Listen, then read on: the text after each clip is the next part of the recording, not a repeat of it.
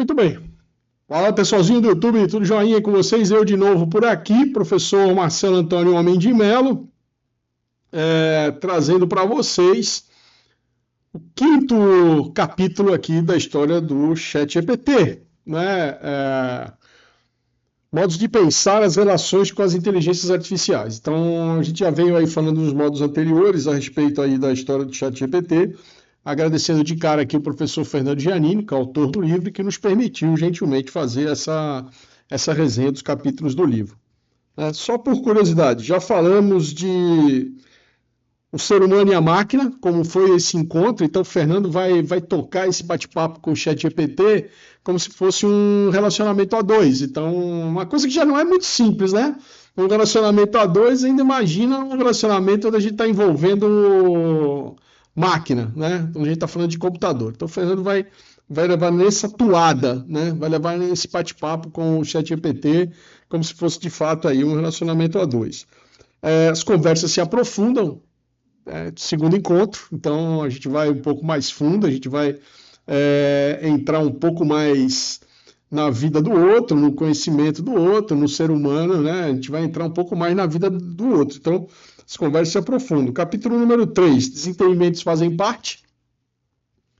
Desentendimentos fazem parte da convivência. Quem é que não se desentende num relacionamento? Por mais tranquilo que esse relacionamento seja, vão acontecer desentendimentos. Não tem como a gente ter um diálogo, não tem como a gente ter uma conversa a dois sem ter desentendimentos. É simples assim. Qualquer convivência a dois, entre pai e filho, entre chefe, patrão e empregado, entre namorados, entre esposo e esposa, vai haver desentendimento. Então faz parte. Convivência cria intimidade, obviamente, a gente vai superando cada vez que a gente vai tendo uma divergência, a gente acaba superando. Isso quando vale a pena, né? Quando o relacionamento é legal, quando o relacionamento vale a pena. Hoje em dia eu vejo as pessoas pouco fazendo questão, né, de brigar pelos seus relacionamentos. Os relacionamentos estão cada vez mais aguados, né? Deu problema, a gente simplesmente troca o relacionamento e esquece que o próximo que vai vir com o mesmo perrengue, com os mesmos problemas, vai vir com a mesma dor de cabeça. A gente aqui acha que não, mas vai. Então, convivência cria intimidade. Eu, quando encontro um relacionamento bacana que eu acho que faz parte, eu vou brigar por esse relacionamento. Né? Eu vou fazer com que esse relacionamento seja o melhor possível, que a gente supere as barreiras, que a gente supere as zonas de atrito, e assim é aqui no livro. Fernando vai capítulo a capítulo, superando, entendendo melhor a interface, fazendo melhores perguntas, as também conhecidas como prompt, para ter um relacionamento melhor com a máquina. Então, como sempre eu falo para vocês, né? Isso aqui não é novo. O livro é novo, a experiência que o Fernando está gerando para nós é nova, mas inteligência artificial, a gente falou aí nos capítulos anteriores, vem de 1950. Então não é um negócio que nasceu hoje. Não achem que é uma coisa nova, porque de fato não é uma coisa nova, é uma coisa que já tem um certo tempo. Bom, o capítulo de hoje vai falar das frustrações com relação a essa convivência, né?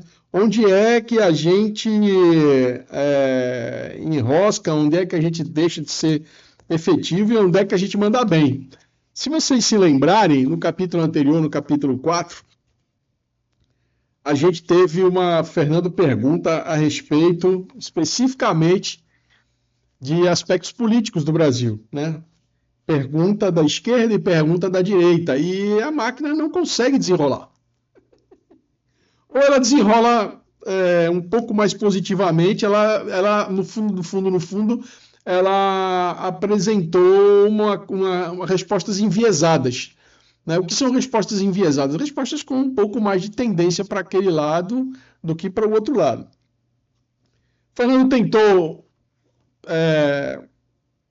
incentivar a máquina a fazer o ChatGPT a produzir poesia, a produzir música, a produzir diálogos mais interessantes. E ele sempre percebe que quando a máquina tem que ir para um viés mais... Quando a máquina tem que emitir uma opinião, ela tem que desenvolver por si só Obviamente que ela não pode, porque ela ainda não tem conexões sinápticas, ela ainda não raciocina, ela ainda não pensa, ela ainda não faz isso, ela ainda não tem autonomia pensante e nunca vai ter, talvez nunca venha a ter, né?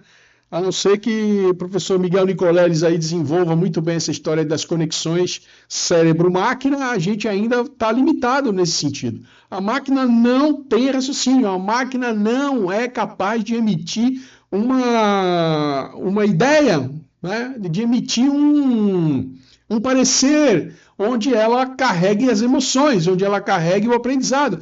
Ela não tem como fazer isso hoje. Talvez daqui a muitos anos ela tenha. Hoje ela não tem. Então, quando o Fernando fala aqui das frustrações, que é o nome do capítulo, ele tenta personalizar muito essa relação com a máquina, né? Simule a recomendação de Mahatma Gandhi. Ela compreende o livro, ela compreende o presente, ela compreende o passado, ela consegue varrer a internet e obter um conhecimento sobre Mahatma Gandhi, ela consegue entender quem foi Mahatma Gandhi, mas ela não consegue emitir um parecer sobre a personalidade, porque ela é capaz de descrever os traços de personalidade de Mahatma Gandhi, de outras personalidades, de Ayrton Senna, de Pelé, como ela já fez anteriormente, mas ela não vai emitir um parecer. Por que ela não vai emitir um parecer? Porque ela não tem essa capacidade. A inteligência artificial poderia ajudar o MST, Movimento dos Sem Terra, a quê? A cavar buraco? A fazer manifestação? A queimar pneu? A pôr boné? A fechar rodovia? A invadir fazenda? Como é que a inteligência artificial vai ajudar? Talvez escrevendo um discurso para o MST que fale disso, que fale daquilo, baseado em alguma temática que alguém já tenha dado, mas ela não tem muita coisa.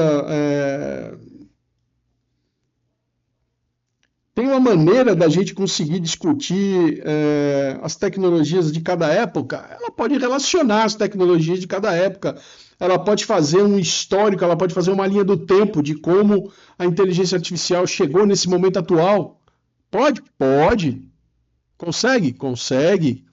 Mas ela não pode emitir, olha, eu acho que foi muito positivo para a humanidade o desenvolvimento das tecnologias. Isso ela não vai fazer, né? Ela pode, através de medição de como foi a evolução da humanidade, emitir um parecer, mas ela não vai dizer, ela não vai emitir um parecer. Né? Então, outra aqui, qual a definição de corrupção? Ela está emitindo aqui um parecer sobre corrupção. Ela está dizendo que acontece em diferentes níveis, que é um aspecto de impacto negativo e significativo na economia, na política, na sociedade e na nação. Ela é capaz de entender, porque alguém definiu corrupção em algum momento, ela leu isso, ela entendeu isso, entendeu não? Ela compilou essa informação e trouxe para nós. Ela não desenvolveu essa informação. Olha, pelo que eu entendo, corrupção é uma coisa que afeta muitos brasileiros, né? Corrupção é uma coisa que não é legal, corrupção, ela não acha. Né? Ela não acha.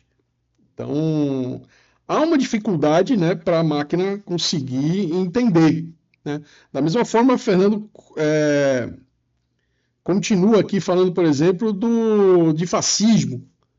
Ela consegue entender o que é fascismo, ela consegue levantar o que é fascismo, mas ela não consegue, por exemplo, entender o problema que foi a ditadura militar no Brasil em 64. Ela consegue varrer as informações e entender que aquilo foi uma coisa que não foi muito positiva para o Brasil, nem para os brasileiros. Agora, ela consegue medir essas consequências em torno das gerações? Não. Ela consegue avaliar como foi essa ditadura? Não. Né? Ela consegue, através de traços de personalidade, dizer quem foi, né, o maior representante aqui do fascismo? Não.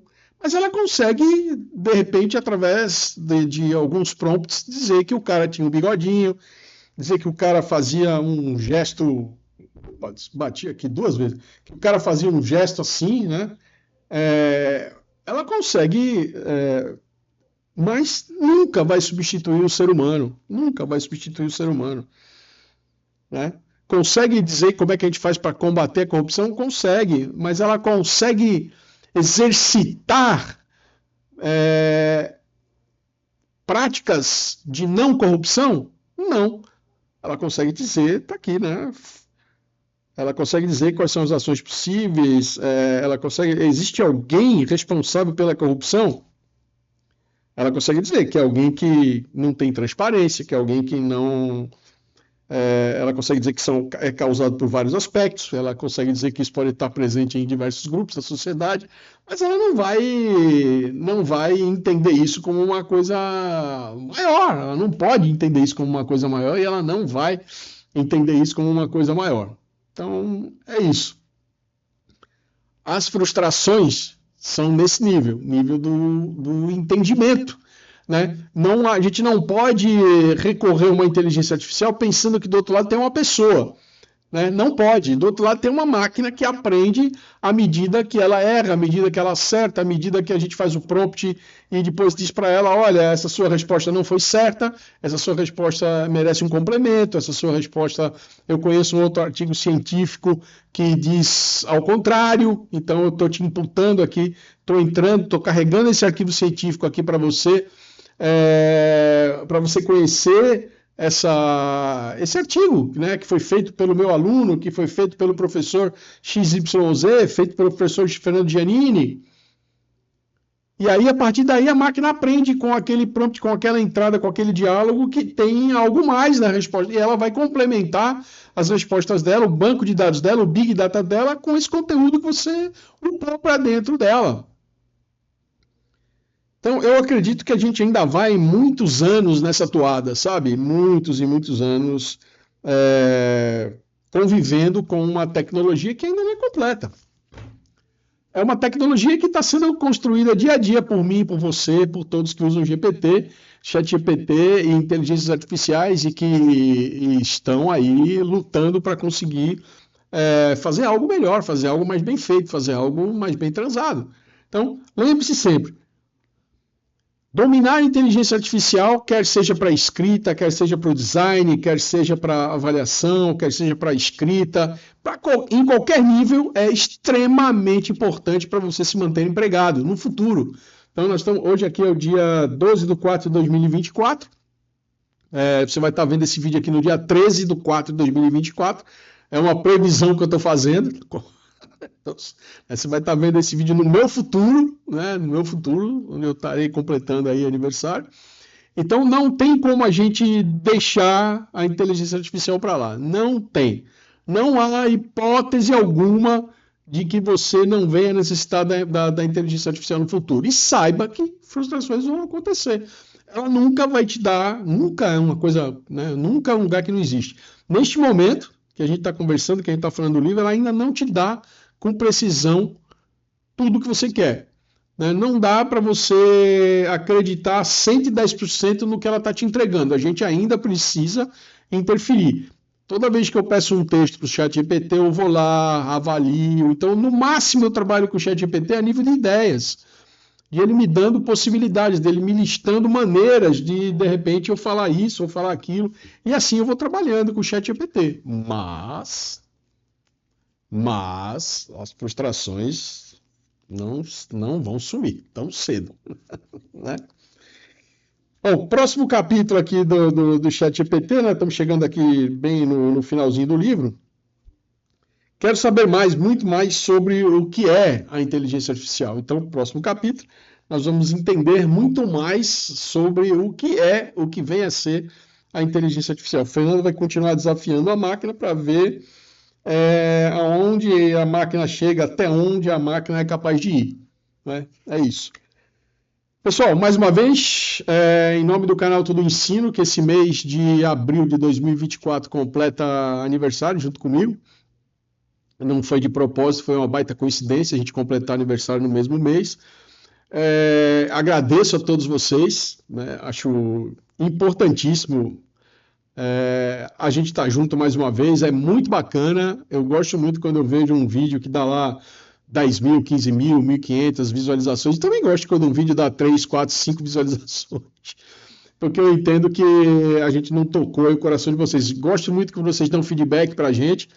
Marcelão, não vamos resenhar mais livro, não, vamos resenhar outra coisa. Eu pergunto para vocês, o que a gente vai redesenhar, né?